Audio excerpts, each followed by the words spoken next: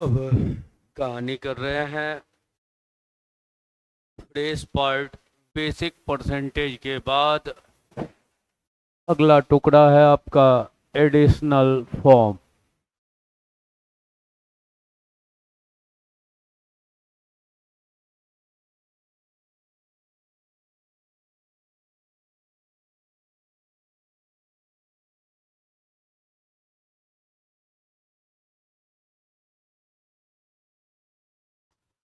गणित का वैसा प्रत्येक खंड जहां दो या दो से अधिक परिणाम को जोड़ घटाव करने पर रिजल्ट आता हो।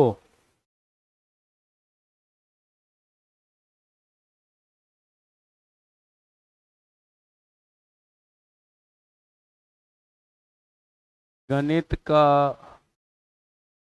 वैसा प्रत्येक खंड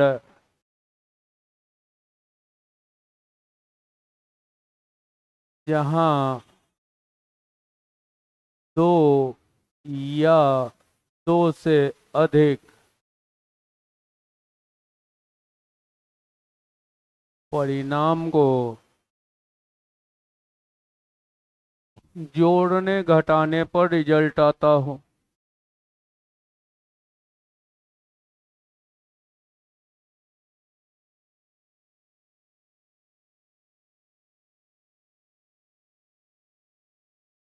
परसेंटेज का नहीं लिखे, गणित का लिख दिए हैं। गणित का वैसा प्रत्येक खंड जहां दो या दो से अधिक परिणाम को जोड़ने घटाने पर रिजल्ट बन के आता हो, वो सब फॉर्म एडिशनल फॉर्म है। जैसे कुछ एग्जाम्पल की अगर बात की जाए, मान लीजिए कोई स्कूल है। स्कूल में कुछ लड़का होगा, कुछ लड़की होगी। तो अगर टोटल स्टूडेंट पूछा जाए कि कितना है तो कैसे निकालेंगे? लड़का अब प्लस लड़की। तो वैसा प्रत्येक खंड जहां दो या दो से अधिक खंड को जोड़ने अथवा घटाने पर, तो जैसे स्टूडेंट कैसे आएगा? तो बॉय और गर्ल को जोड़ देंगे तो स्टूडेंट। या घटाना इसलिए बोले कि अगर बॉय निकालना हो तो स्टूडेंट में से गर्ल को घटा देंगे तो बॉय आ जाएगा, तो जोड़ घटाव करके आ जाता है। मान लीजिए कोई आदमी है, वो कितना कमाता है, तो कुछ खर्चा करता होगा और कुछ बचाता होगा। तो उसका खर्च और बचत को अगर जोड़ दिया जाए तो उस आदमी का क्या कहलाएगा? आमदनी। कि 500 खर्चा करता है, 300 बचा लेता है, तो आमदनी। तो 500 और 300 जमा कर लिए तो कुल आमदनी हो गया 800। जोड़ घटाव करके रिजल्ट आ जाता है। जैसे कोई सामान खरीदे, दो आइटम या तीन आइटम खरीदे, एक 500 में, एक 300 में, एक 200 में। तो कुल लागत 500, 300 800 और 200 1000। तो कुछ वस्तु आपने जाके बाजार से खरीदा, खरीद मूल्य निकालना हो तो पहला का क्रय मूल्य प्लस दूसरा का क्रय मूल्य प्लस तीसरा का क्रय मूल्य, या और भी खरीदे हो तो सबके क्रय मूल्य को जोड़ देंगे तो कुल क्रय मूल्य कहलाएगा। कैसे आ गया? जोड़ घटाव करके आ गया। मान लीजिए आपने कोई कार बनाने का निर्णय लिया। अब कार बनाएंगे तो कुछ ना कुछ उसके रॉ मटेरियल में खर्चा होगा, कुछ ना कुछ मजदूरी में खर्चा होगा, कुछ मिसलेनियस खर्चा भी हो जाएगा। तो कार का रियल लागत क्या कहलाएगा? तो रियल लागत तो जो रॉ मटेरियल में खर्च किया वो भी, जो मजदूरी दी है वो भी, और जो मिसलेनियस हुआ वो भी। तो सबको जोड़ देते हैं तो ये जोड़ घटाव पर आधारित पार्ट हुआ। तो जैसे आपके पास 500 फल है, 300 एक जगह बेच दिए तो दूसरे जगह कितना बेचना पड़ेगा? 200। मतलब दोनों टुकड़ा 300 फल और 200 फल मिला तो कुल हुआ 500। तो मैथ का प्रत्येक वैसा खंड जहां दो या दो से अधिक परिणाम को जोड़ घटाव करने पर रिजल्ट मिलता हो। जैसे गांव है, पॉपुलेशन की बात की जाए, जनसंख्या की, तो कुछ पुरुष होगा और कुछ महिला होगी, तो पुरुष और महिला को जोड़ दिए तो कुल गांव की जनसंख्या। तो वैसा प्रत्येक खंड जहां दो या दो से अधिक परिणाम को जोड़ घटाव करने पर रिजल्ट आता हो, वो सारा का सारा पार्ट एडिशनल फॉर्म का हिस्सा होता है। अब इसका हेडिंग, कोई क्वेश्चन हो, हेडिंग कुल 4 ट्रैक पर हो सकता है। पहला, जैसे कह दिया कोई स्कूल है, स्कूल में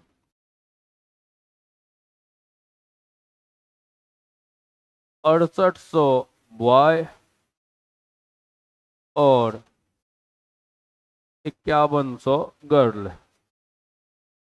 डेटा में इसको लिखना कहते हैं। ये लिखना कैसे लिखना हुआ? संख्या में। दूसरा, परसेंटेज में लिखना। जैसे कह दिया स्कूल में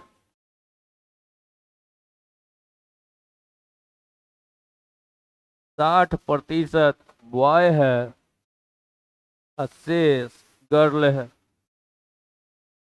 इसको लिखना कहेंगे तो शेष मतलब 40% लड़की है, तो ये परसेंटेज में लिखना कहेंगे।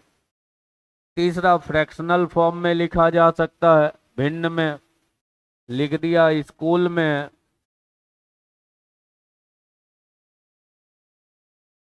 3/5 भाग बॉय है, 80 गर्ल है।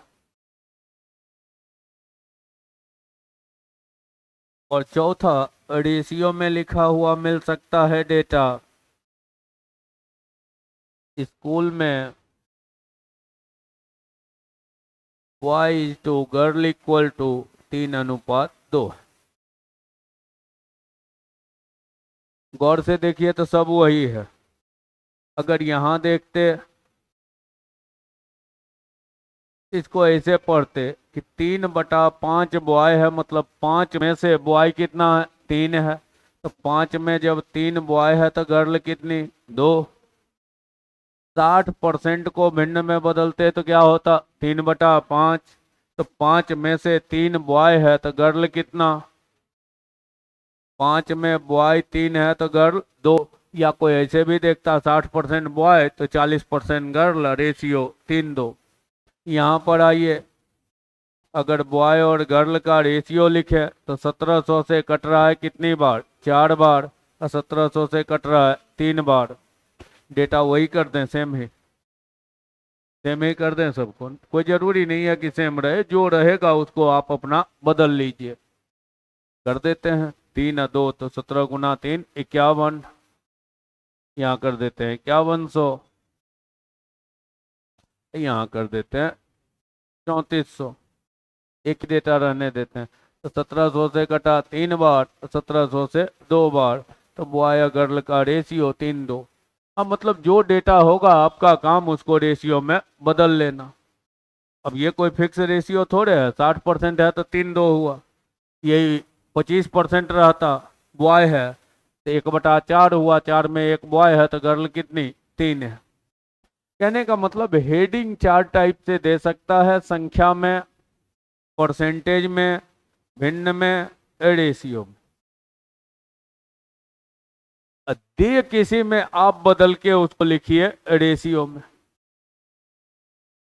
अब थोड़ा सा एक एग्जाम्पल क्यों काहे के साथ क्लियर करवा देते हैं कि वनडे में क्या करना है नहीं करना है। डिटेल में एक क्वेश्चन लिखते हैं, बनाते चले जाते हैं, ताकि कल के डेट में दिमाग में ये ना चले कि ऐसा काहे हो जाता है।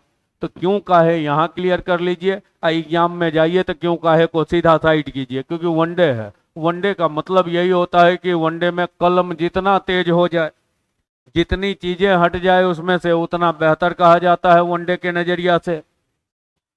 एक यूं ही क्वेश्चन लिखते हैं, जैसे कह दिया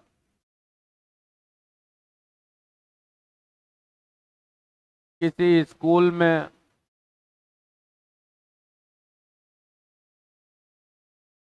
6800 बॉय और 5100 गर्ल।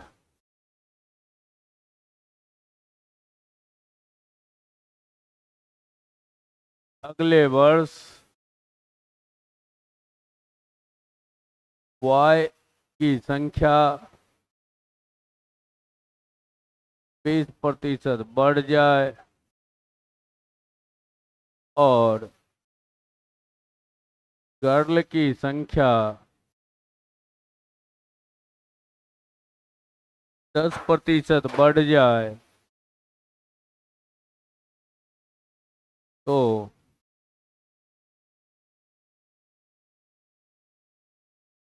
कुल जनसंख्या पर प्रभाव क्या पड़ा, इफेक्ट, ये बताना है। डिटेल में बनाते चलते हैं तो देखिएगा कि अंत कहाँ होता है और उसके बाद अंत से ही काम का शुरुआत ही किया जाएगा। ये शुरू में डिटेल इसलिए कहते हैं कि किसी के दिमाग में ये द्वंद्व ना चले कि कब होगा, कहीं अगर नहीं हुआ, इसलिए कहानी करते चलते हैं। अच्छा देखिए, कोई स्कूल है, 6800 बॉय है, ये कह रहा है 20% बढ़ गया, तो 20% बढ़ना मतलब 100 था तो 20 बढ़ गया तो 100 प्लस 20, अब परसेंट मतलब बटा 100 हो गई। प्लस गर्ल थी 5100, ये 10% बढ़ गई तो 100 प्लस 10 अब बटा 100। अब कुल जनसंख्या की बात की जाए तो 6800 बॉय 5100 गर्ल, तो कितना हुआ 119,000। कुल ये था। इसी के बारे में पूछा है कितना बढ़ा, तो मालूम नहीं तो मान लेते हैं x बढ़ा, तो 100 प्लस x बाय 100 लिख दी। अब देखिए, ये दोनों किसी डेटा से कट रहा है 1700 से, किसी से कट रहा है 1700 से, 1700 से ये कट रहा है कितनी बार, 4 बार, ये कट रहा है 3 बार, तो तय है इसी दोनों को जोड़ के लिखे हैं तो 1700 से 4 और 3 कितनी बार में कटेगा, 7 बार में। तो सबसे पहला पहला काम, डेटा के जगह किसका यूज कर रहे थे, रेशियो, इसीलिए कह रहे थे कि ये 4 बार कटा तो ये 3 बार, तो कुल होगा 4 3 कितना 7, तो डेटा हट गया तो एक स्टेप तो कैलकुलेशन फास्ट हो जाएगा खुद ब खुद। मैथ में सबसे ज्यादा टाइम काहे बर्बाद होता है, डेटा को कैलकुलेट करने में, और डेटा का यूज ही नहीं करेंगे, डेटे को साइड कर देंगे, तो डेटा हट गया तो ऑटोमेटिक है कि कैलकुलेशन किसी भी ट्रिक से ज्यादा फास्ट चलेगा आपका एक काम। अब आइए थोड़ा और आगे बढ़िए, जरा देखिए तो प्रतिशत मतलब बटा 100, तो सबके नीचे में बटा 100 होगा ही, तो ये भी कटेगा ही कटेगा। तो लिख के काटे तो उससे बढ़िया पहले से जब तय है कि कटेगा ही, तो काहे के लिए लिख के समय बर्बाद करें। अब अगर अलग अलग गुना कर दें तो क्या होगा, 7 गुना 100 अब प्लस 7 गुना x, 4 गुना 100 प्लस 4 गुना 20, 3 गुना 100 प्लस 3 गुना 10।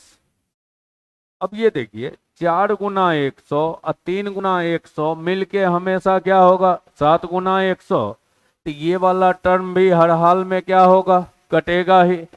अब क्या क्या बचा, लड़का 4 था वो 20 बढ़ा, लड़की 3 थी वो 10 बढ़ी, और कुल 7 था वो कितना बढ़ा। अब एडिशनल बनाएंगे तो डायरेक्ट यहीं से बनाने का शुरुआत कर लेंगे एडिशनल का, इतना लिखने से मुक्ति हो जाएगा, क्योंकि बार बार जब रेशियो में ढलेगा ही, बार बार नीचे का 100 करेगा ही। ये जब इसी दोनों को जोड़ के है तो 4 गुना 100 और 3 गुना 100, तो उसी को जोड़ के जब 7 लिखे हैं तो 7 गुना 100 भी कटेगा ही। तो एक्चुअल में 20% वृद्धि का मतलब तो होता है 120, लेकिन अब किसका यूज करेंगे, केवल 20 का यूज करेंगे। कुछ भी है अगर 7% बढ़ गया तो 107 से गुना करने की तुलना में 7 से गुना तो जरूर सस्ता होगा। पहले करते थे किससे, 7 बढ़ा तो 107 से, 107 के जगह केवल 7 से गुना करना पड़े तो निश्चित रूप से सस्ता होगा।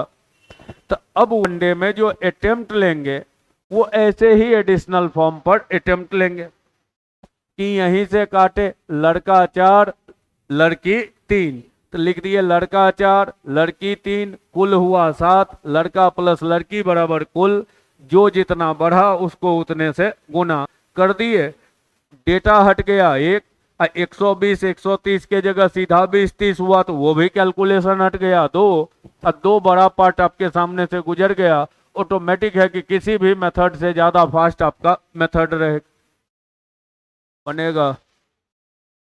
अब हेडिंग में अभी अभी बता रहे थे, अभी जैसे संख्या दिया तो काट के लिख लेते 3 2, परसेंटेज देता तो भिन्न में बदल के लिख देते रेशियो, भिन्न देता तो डायरेक्ट रेशियो में बदलते, और रेशियो दिया तो सबसे बढ़िया पार्ट है। तो मैथ का वैसा प्रत्येक खंड जहां 2 या 2 से अधिक परिणाम को जोड़ने या घटाने पर रिजल्ट आता हो, वो सब का सब एडिशनल फॉर्म है। एडिशनल फॉर्म में डेटा को साइड कर दीजिए, एक काम। दूसरा, जो जितना बढ़ा या घटा उससे गुना करते जाइए। अब अभी ना वृद्धि था, वृद्धि कहा तो वहां पर गुना किससे करेंगे? पॉजिटिव एक्स से। अगर x% वृद्धि कहा तो गुना किससे? प्लस एक्स से। तो प्लस सिंबल मैथ में लिखें या ना लिखें कोई फर्क नहीं पड़ता। जैसे 4 था, 10% बढ़ा तो प्लस 10 कहे या सीधा 10 कहे तो उसका मतलब क्या हुआ? 10 ही हुआ। अगर यही कह देता x% कमी कहे तब तो गुना करेंगे किससे? माइनस एक्स से। एक चेहरा आपको ये कह सकता है कि कोई बदलाव नहीं हुआ, अपरिवर्तित, कोई बदलाव नहीं हुआ, तो उस समय गुना किससे करेंगे? 0 से। जैसे 2% बढ़ गया तो प्लस 2 से गुना, 2% घट गया -2 से गुना, 1% बढ़ गया प्लस 1 से गुना, 1% घट गया -1 से गुना। अपरिवर्तित कहा मतलब कोई बदलाव नहीं हुआ का मतलब किससे गुना? तो कोई वृद्धि नहीं मतलब 0% वृद्धि कह सकते हैं तो 0 से गुना। अब डेटा रहे डेटा ना रहे, डेटा को इग्नोर करते चले जाइए। जरूरी नहीं है कि जैसे पिछले क्वेश्चन में सिर्फ बढ़ा ही बोले तो प्लस सिंबल, अगर यही रहता 10 घटा तो यहाँ क्या आता? -10। अपरिवर्तित रहता तो 100 प्लस 0 कहते तो 0 से गुना। तो बढ़ा तो प्लस से, घटा तो माइनस से, अपरिवर्तित रहा तो गुना करेंगे 0 से, करते बढ़ते चले जाना। आइए, हो गया, कहानी खत्म, करते चलिए।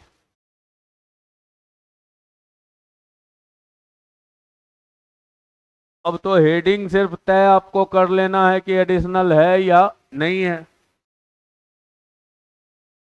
जैसे कह रहा है एक व्यक्ति है, कुछ कमाता है कुछ खर्च करता है तो कुछ बचाएगा।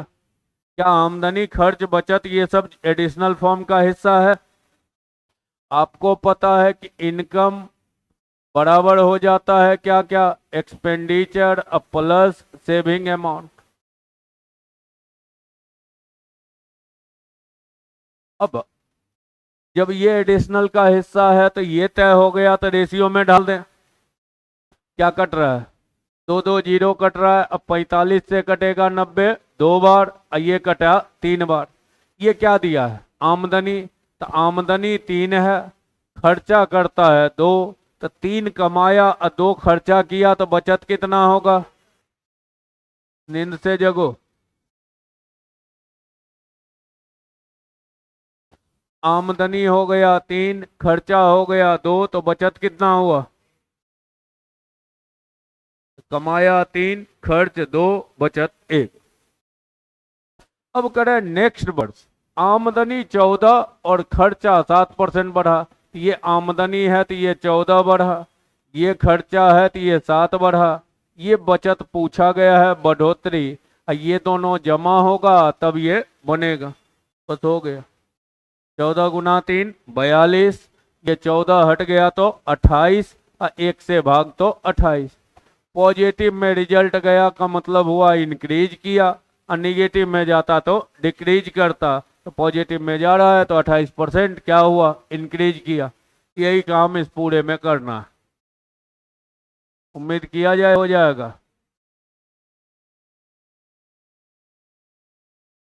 पहला क्वेश्चन डेटा में था, दूसरा क्वेश्चन आपका है परसेंटेज में। अरे एक व्यक्ति आय का 75% खर्च करता है, ये पता है ना कि इनकम, एक्सपेंडिचर, सेविंग वाला ये जोड़ घटाव का हिस्सा होता है। 75% का मतलब कितना, 3/4 खर्च, मतलब कमा रहा है 4 तो खर्च कर रहा है 3, तो बचाएगा कितना, 1। रेशियो में डाल दिया। अब कह रहा है आमदनी 10 बढ़ जाने पे, तो आमदनी यहाँ है, ये 10 बढ़ गया। खर्च 5 बढ़ाता है तो ये खर्च है 5 बढ़ाया। बचत में पूछा है तो मालूम नहीं, एक्स, ये दोनों जुड़ के ये होगा। सॉल्व करते जाइए, लिखते जाइए।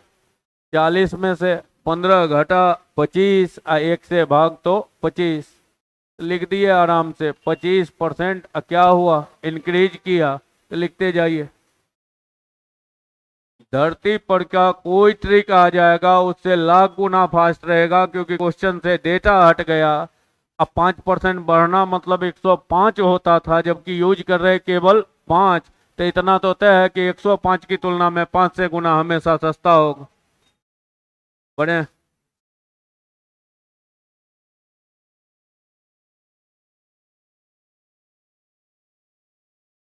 डेटा को थोड़ा कैलकुलेटिव किए, इसको भिन्न में बदलिए।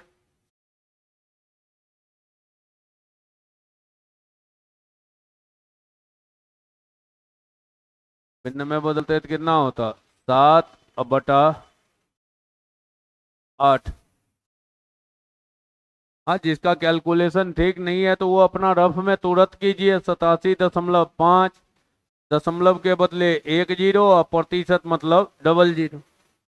25 से ही काट रहे हैं तो उसी से काट लीजिए। 35, 25 से काटे 40, फिर 5 से कटता 7, 5 से कटता 8। आय का इतना खर्च करता है, इनकम बराबर पता है एक्सपेंडिचर प्लस सेविंग। अब 8 आमदनी है तो खर्चा 7 करता है, तो सेविंग कितना हुआ, 1, लिख दिए।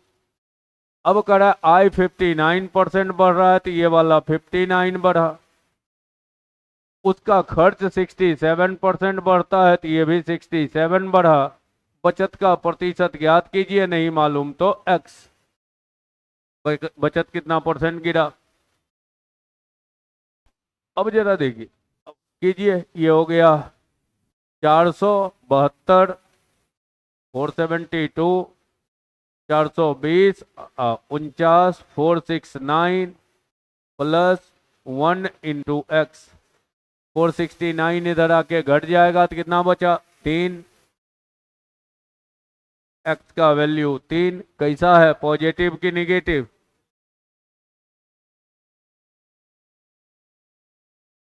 ये इधर आएगा तो 472 में 469 घटेगा तो 3 पॉजिटिव। तो इतना परसेंट अब पॉजिटिव है का मतलब इंक्रीज करेगा, और यही माइनस में चला जाता तो डिक्रीज करता। तो 3% इंक्रीज किया। इसी सब को कहते हैं महत्तम कैलकुलेशन वनडे में, कि कैलकुलेशन को हद से पार लेके चला गया। कि ये भी भिन्न टेढ़ा था, ये भी गुना 7% 8% रहता तो भरबली आराम से पढ़ देते। तो खूब करेगा तो इसमें और कैलकुलेशन को लेंदी किया जा सकता है।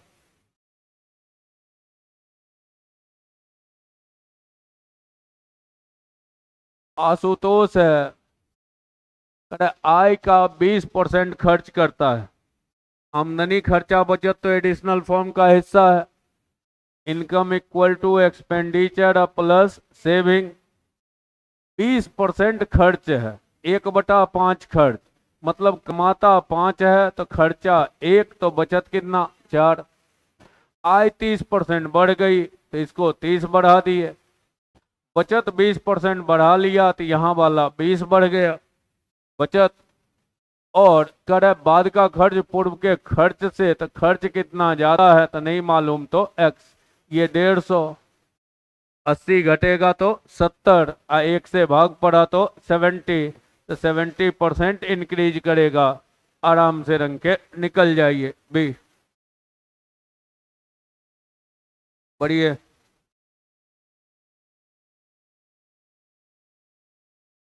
आमदनी है, बचत है, तो आय बचत खर्च किस में आता है? एडिशनल में। कुछ आमदनी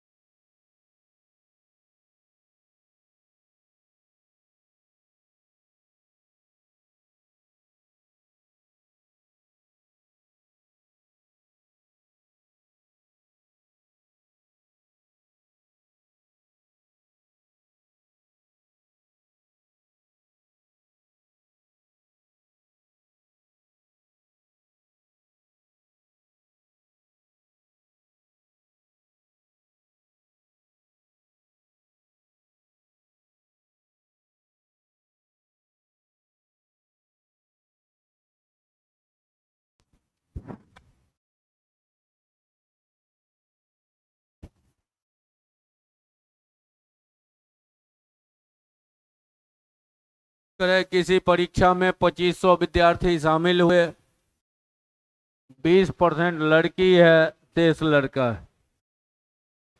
जब 20% लड़की है, 1/5, 5 में से एक लड़की, तो लड़का कितना?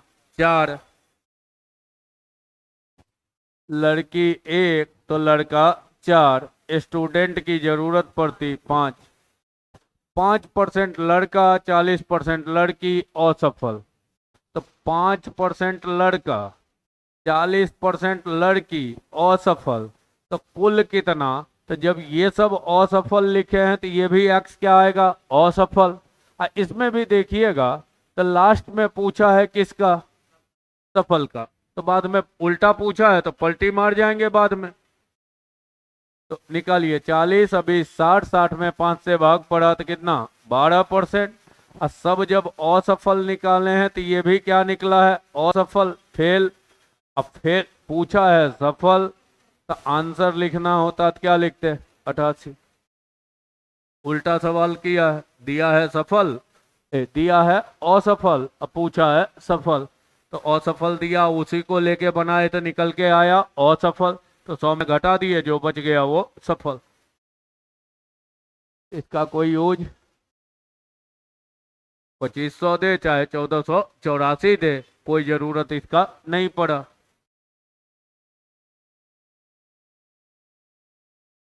अब जरूरत कब पड़ता? थोड़ा सा ये भी कहानी कर लें।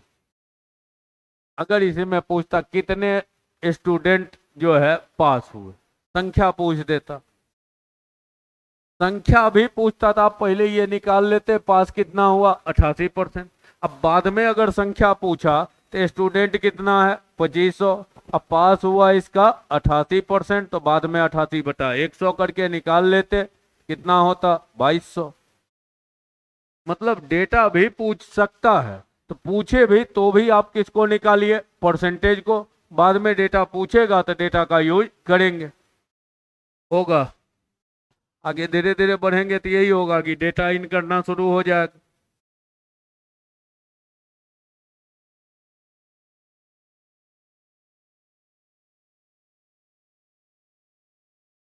एक परीक्षा में 2000 विद्यार्थी शामिल हुए, 900 लड़की है, शेष लड़का, तो लड़का कितना? 1100।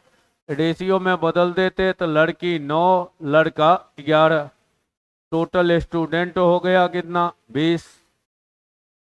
अब करें 32% लड़का, 38% सफल लड़की। तो लड़का सफल हुआ 32% और लड़की सफल हुई 38%। तो कुल ये भी निकलेगा क्या चीज? सफल। तो अब सफल पहले निकालिए, लेकिन ज्यादातर इस टाइप के सवाल में पूछा क्या है? असफल। तो बाद में 100 में घटा देंगे, निकालिए। बढ़िया होगा पहले 2 कॉमन लेके काट लेते हैं। ये बचा 10x, ये 2 से कटा 19, 19 गुना 9 171, 16 गुना 11 176, दोनों को जोड़ते 17 17 34, और 10 से भाग अब आसान हो गया, 34.7%। ये क्या निकला है? सफल। अब पूछा क्या है? तो आंसर लिखना होता तो 100 में घटा देते तो 65.3%। आंसर हो जाता 65.3%, बन जाएगा। क्योंकि शुरू में उतना कैलकुलेशन नहीं है जितना बाद जाते जाते कैलकुलेशन भर दिए हैं।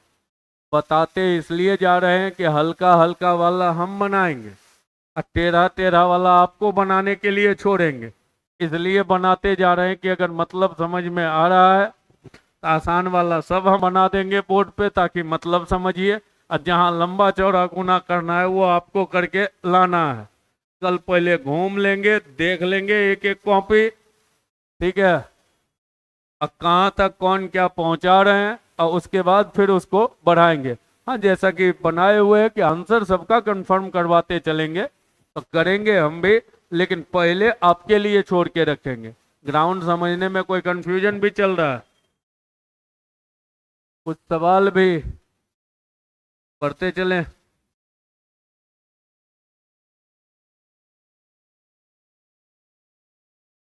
स्कूल है, लड़का लड़की के संख्या का अनुपात 3:2 है। तो लड़का 3 है, लड़की 2 है, का मतलब स्टूडेंट की जरूरत पड़ती तो 3 2 5। 30% लड़का, 25% लड़की वजीफा धारक है। वजीफा धारक उर्दू शब्द है, स्कॉलरशिप इंग्लिश है, हिंदी में कहते हैं छात्रवृत्ति। छात्रवृत्ति पाने वाला, अंग्रेजी में स्कॉलरशिप पाने वाला, उर्दू में वजीफा धारक, वजीफा पाने वाला।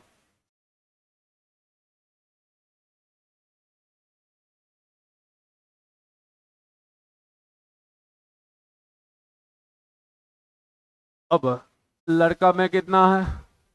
30, लड़की में 25, तो ये भी सब निकलेगा स्कॉलरशिप पाने वाला।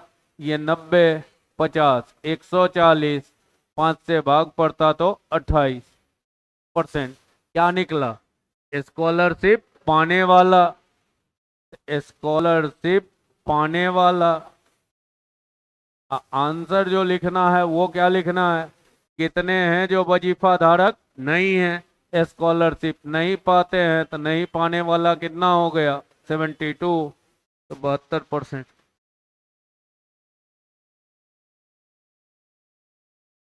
आगे,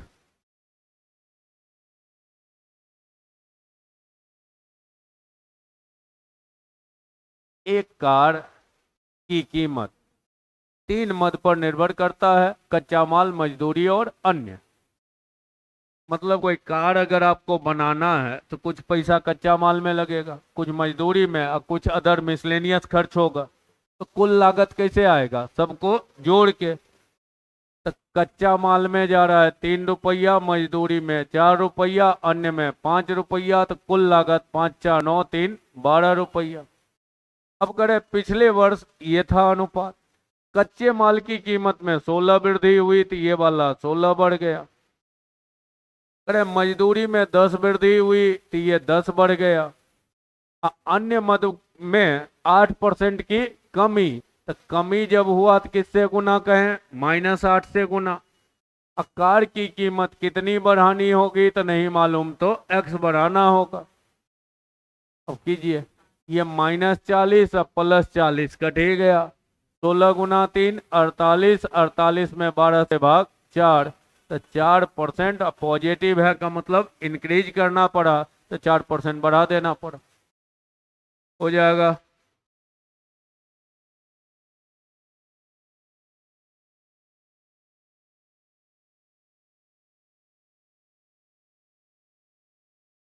अरे एक व्यक्ति प्रत्येक माह जो भी कमाता है 4 5 3 के अनुपात में भोजन, वस्त्र और अन्य मद पर खर्च करता है। क्या बोला? जो कमाता है 3 जगह बांट के खर्च कर देता है। इसका मतलब कमाई निकालना हो तो सब खर्चा जोड़ देंगे, क्योंकि बोला है जो कमाता है 3 जगह में बांट के खर्च। तो भोजन पे 4 रुपया, वस्त्र पे 5, अन्य पे 3, तो 5 4 9 और 3 12। अब कह रहा है कि भोजन खर्च 10%, बस खर्च 20% बढ़े, तो भोजन वाला 10 बढ़ा, कपड़ा वाला 20 बढ़ा, अन्य मदों में 5 की कमी आई तो -5। अब कुल तो नहीं मालूम, तो x बनाइए। ये 40, ये 100 है, 140, 140 में 15 घटा 125, अब 12 से भाग पड़ा, 125/12% इंक्रीज। पूर्णांक में है तो 10.5/12%, 10.5/12% इंक्रीज करेगा। नेक्स्ट में आइए।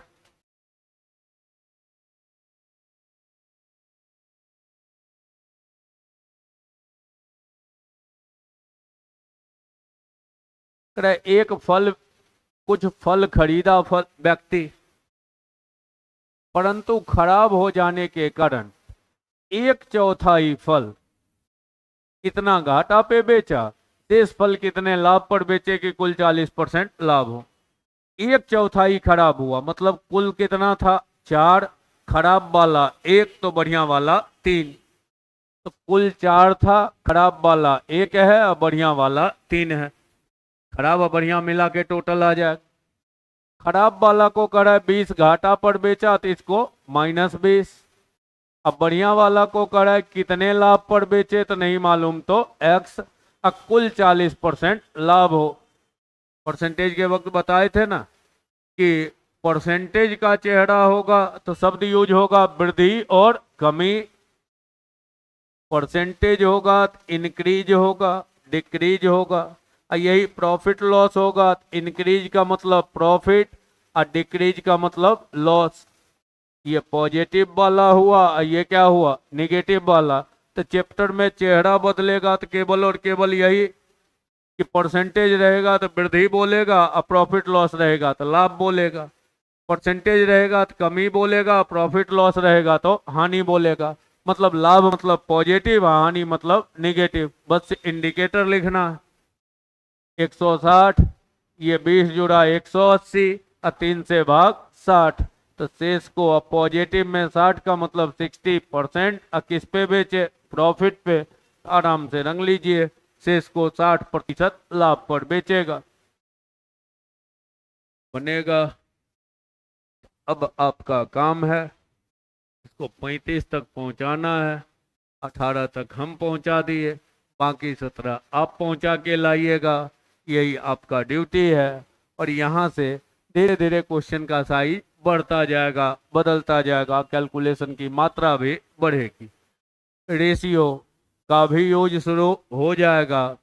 तो इन सब का यूज करते हुए आप अपने स्तर से इसको बढ़ा के लाइएगा। आज यहीं तक, फिर बढ़ेंगे कल के क्लास में, कहानी को आगे बढ़ाएंगे।